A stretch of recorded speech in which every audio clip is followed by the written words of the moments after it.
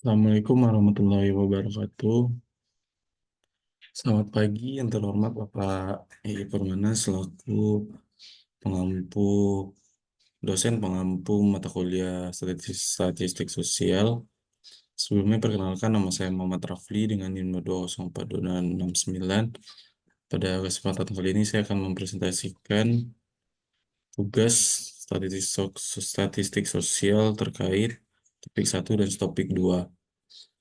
Untuk itu langsung saja masuk kepada pemaparan topik pertama, yaitu tentang pengertian dan konsep dasar. Asal mula istilah statistika. Statistika secara prinsip mula-mula hanya mengurus data yang dipakai lembaga-lembaga administratif dan pemerintahan. Pengumpulan data terus berlanjut khususnya melalui sensus yang dilakukan secara teratur untuk memberi informasi pendudukan yang berubah setiap saat. Adapun beberapa bahasa terkait statistika, yaitu yang pertama bahasa Latin yaitu statisticum collegium yang artinya dewan negara. Dalam bahasa Italia statistika sama dengan negarawan atau politikus. Dalam bahasa Jerman state sama dengan ilmu tentang negara. Dan dalam bahasa Inggris statistik yaitu ilmu mengenai pengumpulan dan klasifikasi data. Perbedaan statistik dan statistika. Statistik artinya data atau kumpulan data dalam bentuk angka maupun bukan angka yang disusun dalam bentuk tabel atau diagram yang menggambarkan suatu masalah tertentu. Statistika adalah pengetahuan yang berkaitan dengan metode, teknik, atau cara untuk mengumpulkan, mengolah, menyajikan, dan menganalisis data, kemudian menarik kesimpulan dan menginterpretasikan data tersebut. Tinjauan umum statistika. Tanpa disadari dalam kehidupan sehari-hari, sesungguhnya kita telah banyak memakai statistika walaupun dalam bentuk yang sangat sederhana. Misalnya di rumah, kantor, pemerintahan, dan lain-lain. Contohnya di rumah, seorang ibu menghitung pada bulan lalu uang yang dihabiskan untuk kebutuhan sebulan sebesar 2 juta rupiah. Contoh di kantor, seorang pimpinan memutuskan sebanyak 10% dari total pegawai terpaksa di PHK untuk mengurangi kerugian perusahaan. Yang ketiga, di pemerintahan, pemerintah memperkirakan pertumbuhan ekonomi pada tahun mendatang mencapai 6% dengan asumsi tingkat investasi naik 10% dan lain-lain. Pemerintah memakai statistika untuk menyusun anggaran pendapatan dan belanja negara yang didasarkan pada hasil perhitungan seperti nilai tukar rupiah terhadap nilai dolar Amerika, nilai ekspor, harga minyak, tingkat inflasi, nilai investasi, dan pertumbuhan ekonomi. Dalam hal ini, perhitungan statistika merupakan suatu prediksi yang berdasarkan penilaian indikator ekonomi pada tahun sebelumnya. Di negara-negara maju, ilmu statistika telah lama berkembang dengan pesat sejalan dengan kemajuan ilmu ekonomi dan teknik. Misalkan Jepang adalah negara yang sangat berhasil menerapkan statistik dalam berbagai bidang seperti perencanaan desain produk mobil dan strategi menguasai pemasaran di berbagai negara. Jepang telah berhasil memadukan ilmu statistika dengan ilmu ekonomi, desain produk, psikologi, dan sosiologi masyarakat di berbagai negara untuk memprediksi dan menganalisis perilaku konsumen sehingga negara itu mampu menguasai perekonomian dunia. Bagi mahasiswa, mata kuliah statistika sangat penting karena berguna untuk mengumpulkan, mengolah, menganalisis, dan menginterpretasi data ketika menyusun skripsi, tesis, atau disertasi. Dalam hal ini, pengetahuan statistika dipakai dalam membuat metodologi penelitian. Selanjutnya, statistika dan metode ilmiah. Metode ilmiah adalah salah satu cara mencari kebenaran yang bila ditinjau dari segi penerapannya, risiko untuk keliru paling kecil. Langkah-langkah dalam metode ilmiah. Yang pertama, merumuskan masalah, melakukan studi literatur, membuat duga-dugaan, pertanyaan, atau hipotesis. Yang keempat, mengumpulkan dan mengolah data, menguji hipotesis, atau menjawab pertanyaan. Ini yang kelima, mengambil kesimpulan. Selanjutnya ada beberapa peran statistika. Yang pertama, instrumen, sampel, sifat data, variabel, metode analisis. Adapun manfaat dari statistika yaitu memberi pengetahuan dan kemampuan pada seseorang untuk mengevaluasi terhadap data. Bagi mahasiswa ilmu sosial, statistika dapat bermanfaat bagi dunia kerja kelak. Sedangkan manfaat statistika dalam riset sosial yaitu menyusun, meringkas, dan menyederhanakan data, merancang kegiatan survei atau eksperimen, menerapkan metode terbaik dalam penarikan kesimpulan, mengukur baik tidaknya sebuah inferensi. Fungsi statistika, alat bantu untuk memperluas pengetahuan terhadap masalah-masalah yang rumit, kabur, dan tidak pasti. Alasannya, fakta-fakta dapat disusun sebagai kebutuhan, data yang rumit dapat disederhanakan, data dapat disesuaikan dengan kebutuhan, dapat digunakan sebagai teknik perbandingan, dapat digunakan untuk menginterpretasi beberapa masalah secara simultan, dan dapat digunakan sebagai teknik pengambilan keputusan yang akurat.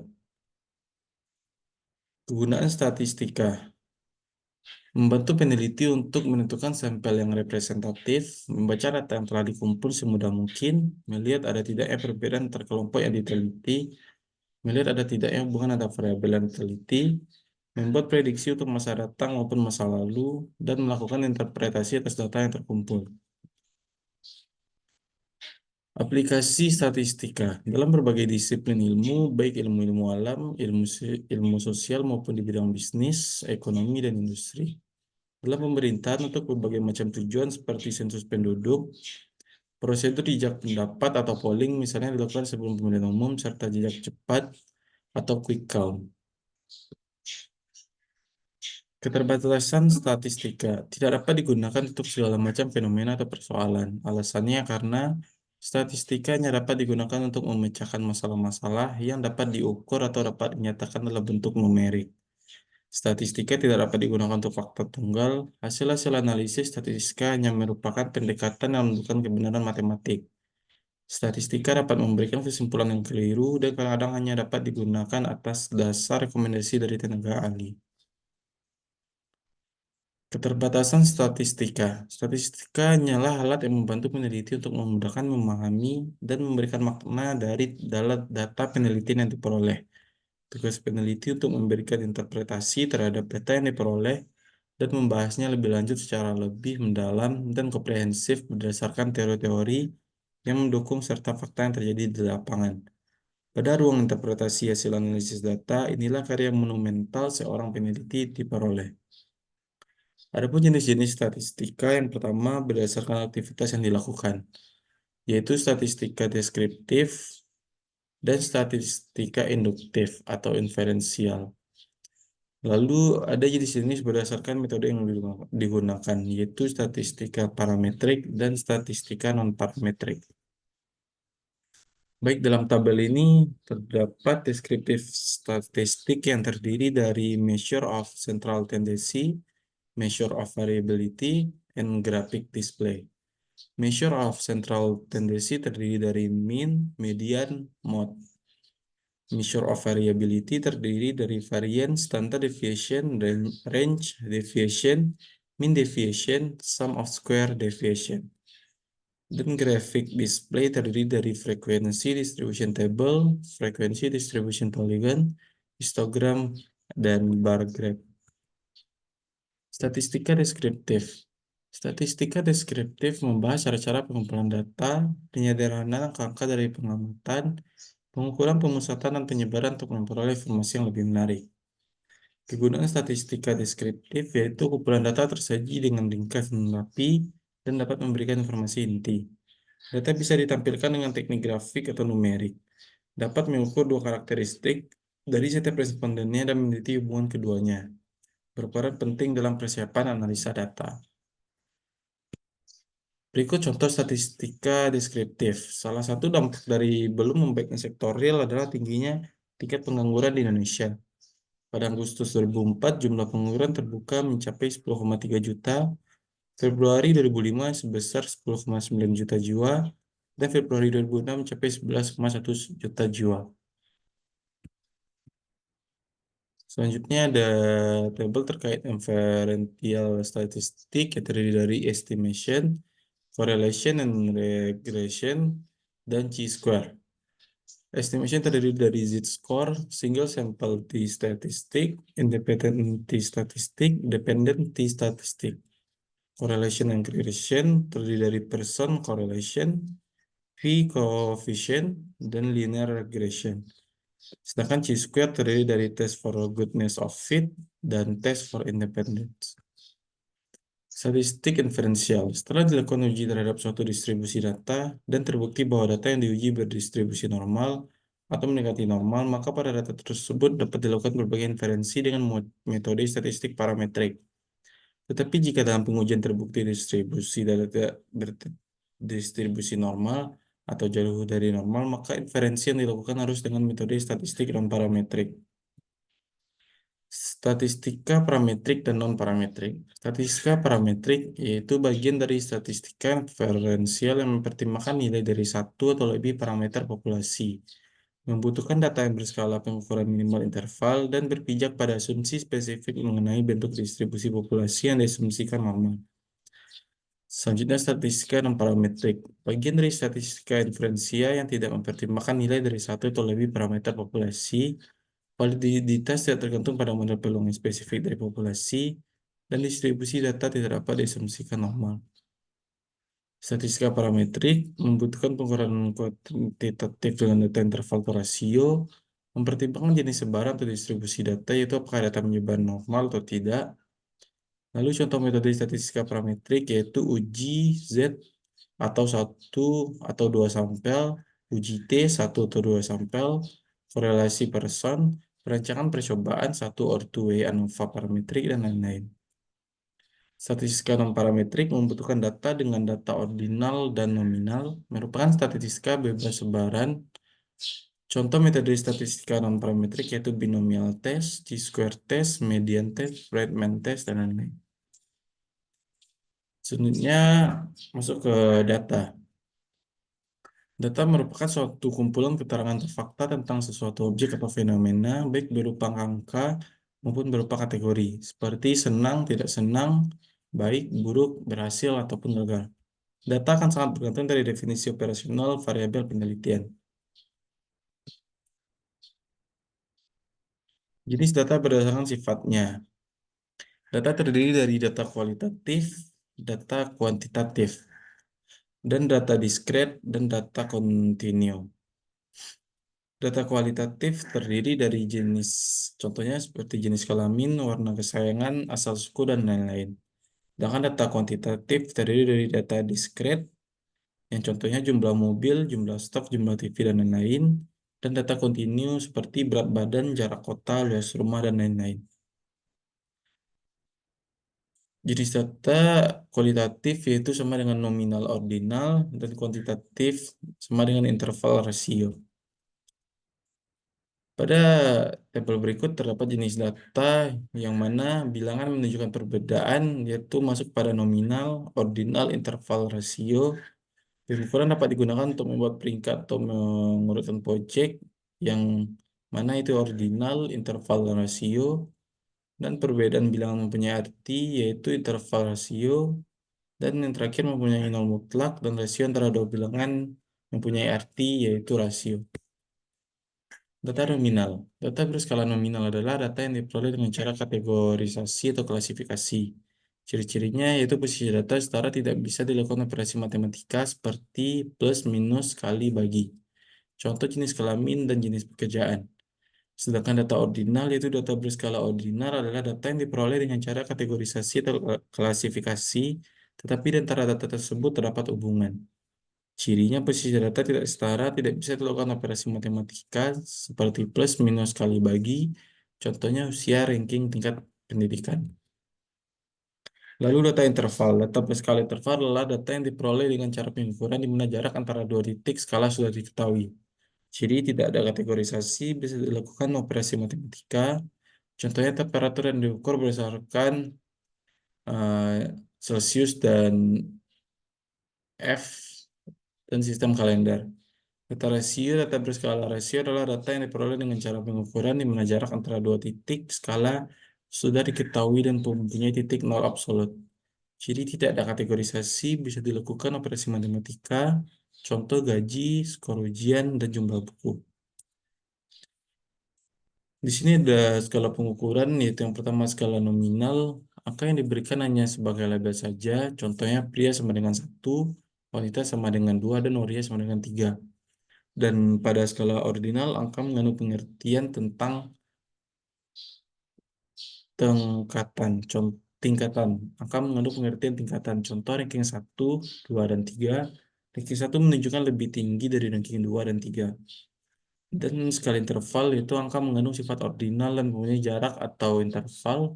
Contohnya saham sangat prospektif dengan harga saham 736 sampai 878 rupiah. Ini kedua saham prospektif 592 sampai 735 rupiah.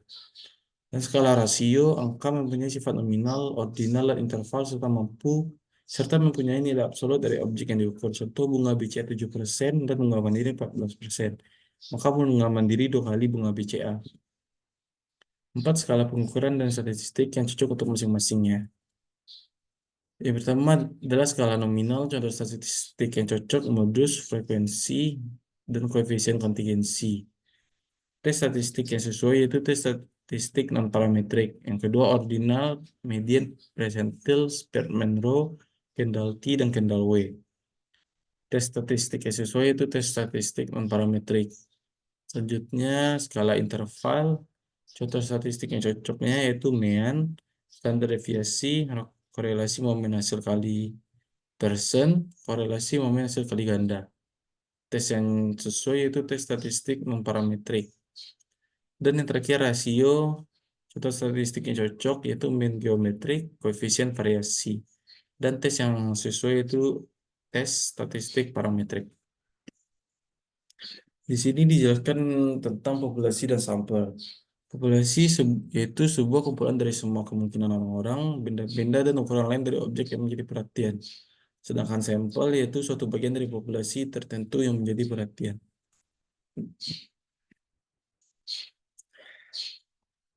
Selanjutnya masuk ke topik yang kedua yaitu penyajian data. Dalam penyajian data terdiri dari tabel atau daftar dan diagram atau grafik. Tabel atau daftar terdiri dari tabel klasifikasi tunggal dan ganda, tabel kontingensi, dan tabel distribusi frekuensi. Dan diagram atau grafik terdiri dari diagram batang, diagram garis, diagram lambang, diagram lingkaran, dan diagram peta. Berikut adalah contoh tabel klasifikasi tunggal, yaitu susunan pimpinan dan keanggotaan Badan Kehormatan DPRD Kota Solo untuk periode 2009 sampai 2014. Nomor 1, nama Dasrial Eri SE, kedudukan sebagai ketua, yang kedua Wellison sebagai wakil ketua, yang ketiga Bakri SP sebagai anggota, dan yang keempat Dr. Andes Rovenliap Dams, MSI sebagai sekretaris bukan anggota. Selanjutnya contoh tabel klasifikasi ganda yaitu jumlah pemeluk agama di Kota Solo untuk tahun 2009 sampai 2012. Yang pertama agama Islam pada tahun 2009 berjumlah 55.900 orang, tahun 2010 55.950 orang, tahun 2011 56.443, dan tahun 2012 58.836 orang. Yang kedua, Kristen Protestan yang terdiri dari 176 pada tahun 2009, 118 pada tahun 2010, 156 pada tahun 2011, dan 188 pada tahun 2012. Yang ketiga, Kristen Katolik yang terdiri dari 154 orang tahun 2009, 189 orang pada tahun 2010, 122 pada tahun 2011, dan 204 pada tahun 2012.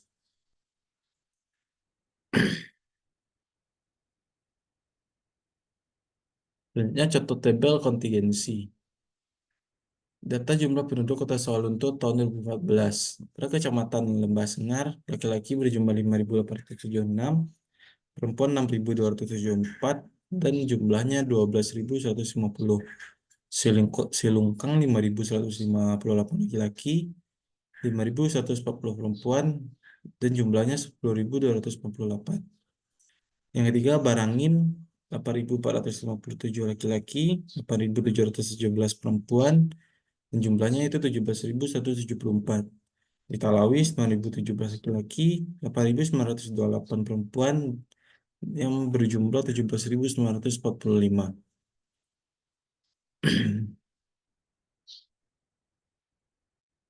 Selanjutnya distribusi frekuensi.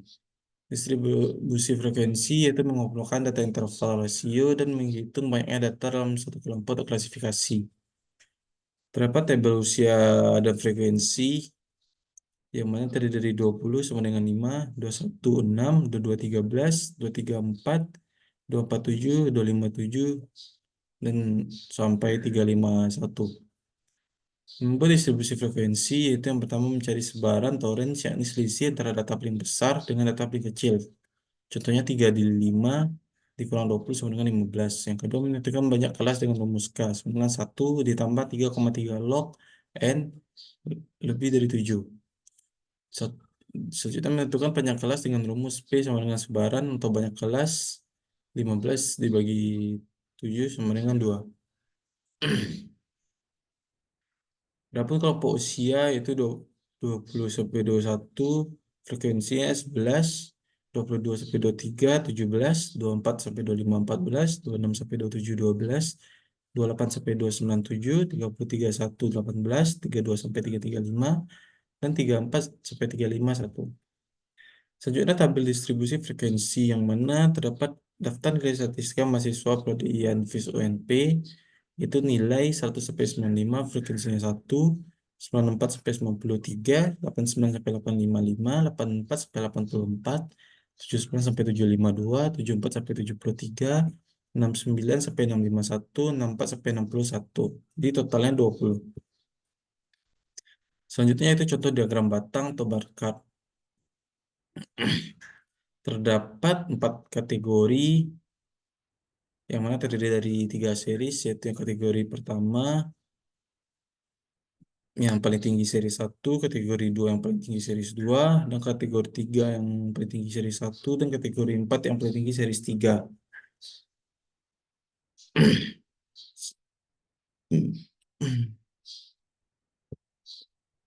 Selanjutnya contoh grafik batang tunggal, itu jumlah kasus baru HIV atau AIDS dari tahun 2004 sampai 2008. Berikut contoh data distribusi tunggal time series, yang mana pada tahun 2004 berjumlah 1195, 2005 2638, 2006 2873, 2007 2947, dan yang paling tinggi pada tahun 2008 4969, yang mana artinya per tahun mengalami kenaikan. Selanjutnya grafik batang berganda, yang mana pada tahun 2000 berada pada posisi 250, 2001 600, 2002 500, 2003 100, 2004 500, 2005 700, 2006 900, 2007 700, dan 2008 400. Yang mana itu adalah HIV. Sedangkan AIDS pada tahun 2000 mengalami sekitar 50, 2001 50, 2002 100, 2003 100, 2004 1100, 2005 2500, 2006 mencapai 2500, 2007 3000, dan 2008 5000. Selanjutnya itu contoh diagram garis yang mana terdiri dari 4 kategori dan 3 series. Selanjutnya diagram garis itu contohnya jumlah anggota DPRD Kota Sawalunto periode 2004 sampai 2009 dan 2009 sampai 2014 yang bersumber dari Sawalunto dalam angka.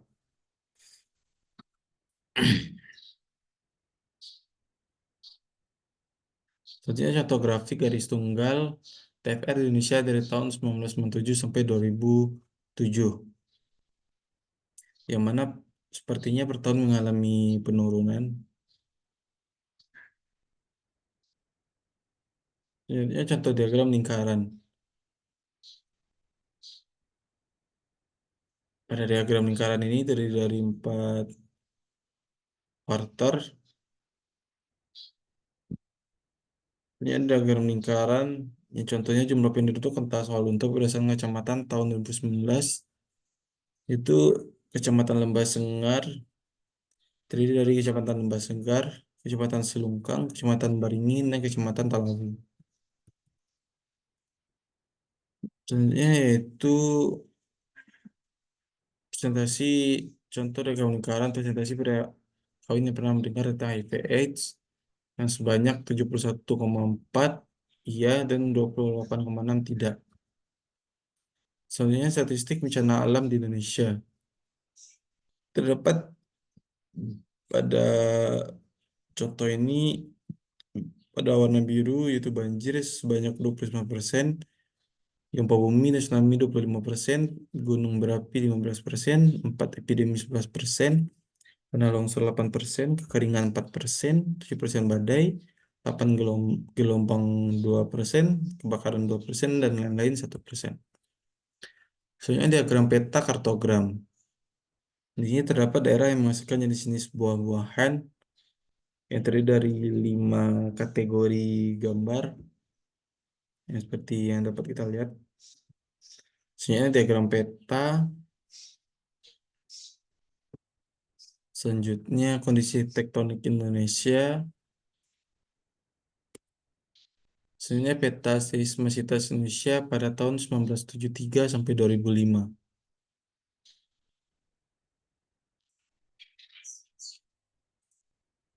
Selanjutnya peta seismisitas 3D pada tahun 1973 sampai 2005. Dan selanjutnya gempa merusak dan tsunami periode 1991 dari sampai 2006. Yang mana pada warna merah yaitu merupakan gempa tsunami dan yang warna kuning merupakan gempa merusak. Selanjutnya contoh diagram lambang atau piktogram.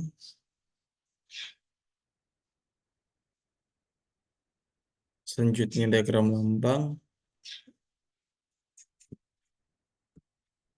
Dan selanjutnya contoh grafik histogram yang menjelaskan tentang harga saham mulai dari 0 sampai dengan 14.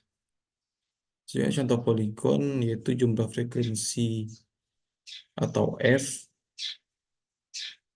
Ini contoh kurva Ogilvy yang mana keterangan pada warna biru kurang dari sedangkan yang warna ungu lebih dari.